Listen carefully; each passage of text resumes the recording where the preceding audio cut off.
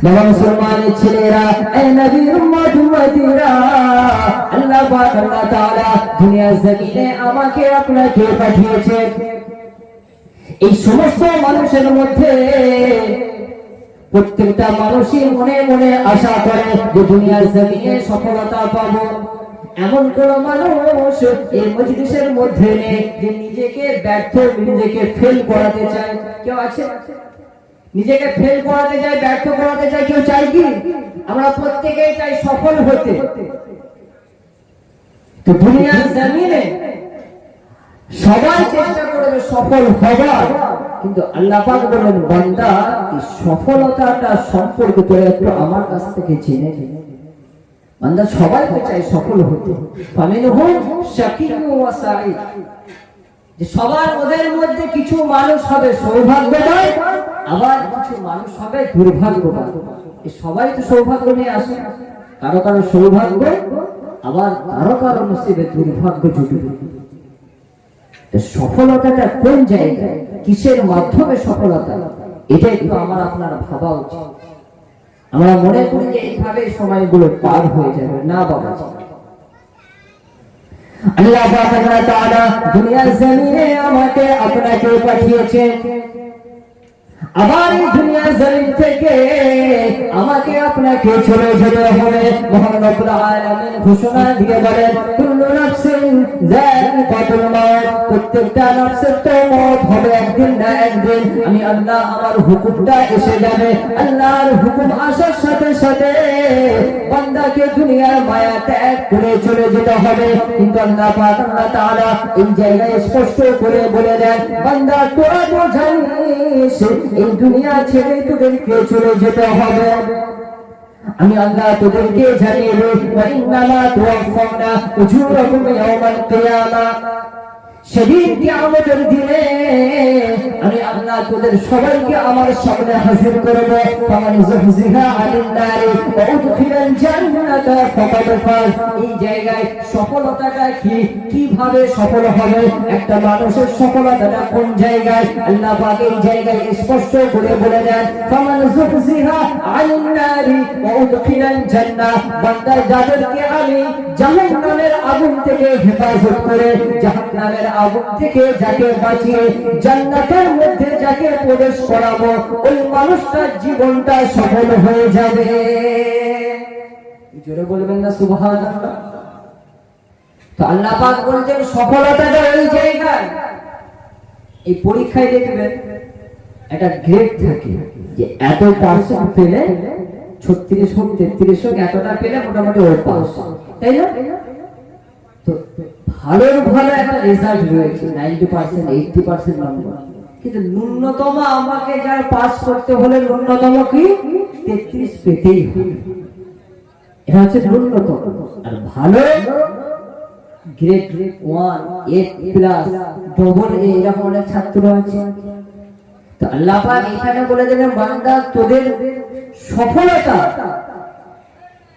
তোদের জন্য সবথেকে ন্যূনতম যেটা সফলতা হচ্ছে যে আমি আল্লাহ যাকে জাহান্নামের আগুন থেকে বাঁচিয়ে যাকে জান্নাতে প্রবেশ করাবো আমার পক্ষ থেকে, সেই বান্দার জীবনটাই সফল। তো এই জায়গায় আমাদের আসতে হবে যে আমাকে আপনাকেও তো দুনিয়া থেকে যেতে হবে, আল্লাহ দরবারে কি মুখ দেখাবো। আজকে আমরা বসেছি আমার ফিরোজ ভাইয়ের আব্বা রুহের মাগফিরাতের জন্য, আমরা ফুরফুরা সিলসিলার মানুষ, আমরা আমাদের মুরব্বিদের জন্য দোয়া মাহফিল করে থাকি, কি গো, তাদের মাগফিরাতের জন্য।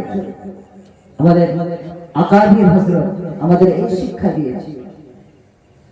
অনেকে আমাদের এই দোয়ার মাজলিস, দোয়া মাহফিল সম্পর্কে অনেকে অনেক রকম মন্তব্য করে, কি গো, হ্যাঁ ওরা শুধু খানা খাওয়ার জন্য, বিরিয়ানি খাওয়ার ধান্দা, অন্য কিছু না। এই দুদিন আগে তো মাশাআল্লাহ বিয়ে বাড়ি হয়েছে। আজকে এই মাহফিল করার উদ্দেশ্যটা কি? শুধু কি খানা খাওয়া? আজকে মাহফিল করার উদ্দেশ্য এটাই যে ওনার মুরব্বি যারা দুনিয়া থেকে কবরবাসী হয়ে গেছে তাদের রুহের মাগফিরাতের জন্য। আল্লাহ পাক তাআলা বলেন, বান্দা আমি আল্লাহ তোদেরকে বলি, মাসালুল লাযিনা ইউনফিকুনা আমওয়ালাহুম ফি সাবিলিল্লাহ, যে মানুষটা আমি আল্লাহ আমার রাস্তায় আমার জন্য যে মানুষটা খরচ করে পয়সা টাকা পয়সা ধন সম্পদ আমি আল্লাহ আমার রাস্তায় খরচ করে তার সম্পর্কে আল্লাহ পাক এই আয়াতের মধ্যে বলছেন ইনফিকুনা আমওয়ালাহুম ফি সাবিলিল্লাহি কামাসালি হাববাতিন আমবাতাত সাবআ সানাবিলা ফি কুল্লি সুমবুলাতিন মিয়াতু হাব্বা। যে তার উদাহরণটা ঠিক এই রকম যে একটা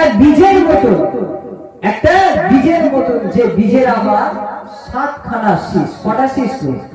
7টা শীষ। আবার প্রত্যেকটা শীষে বলছে আল্লাহর পক্ষ থেকে 100টা করে যদি দানা দেওয়া হয় কতটা বরকত হলো।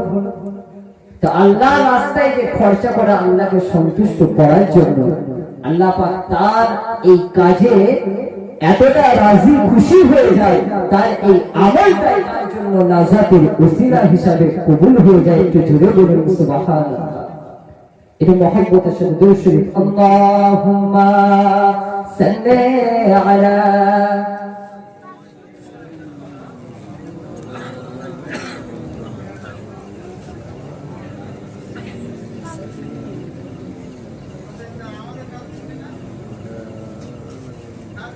اللهم صل على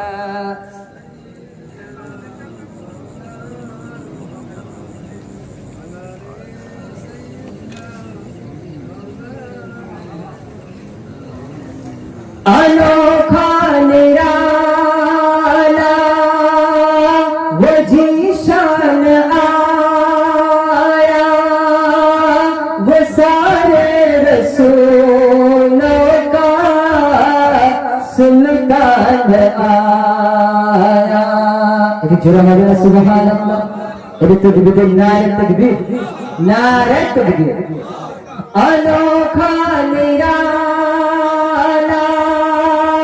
वो जीशान आया वो सारे रसूलों का सुल्तान आया।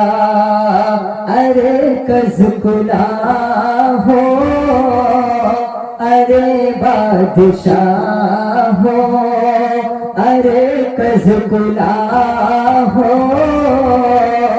अरे बादशाह हो निगाहे झुकाओ हुजूर आ गए हैं हुजूर आ गए हैं हुजूर आ गए हैं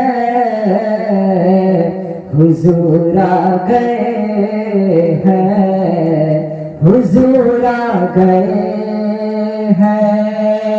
अल्लाह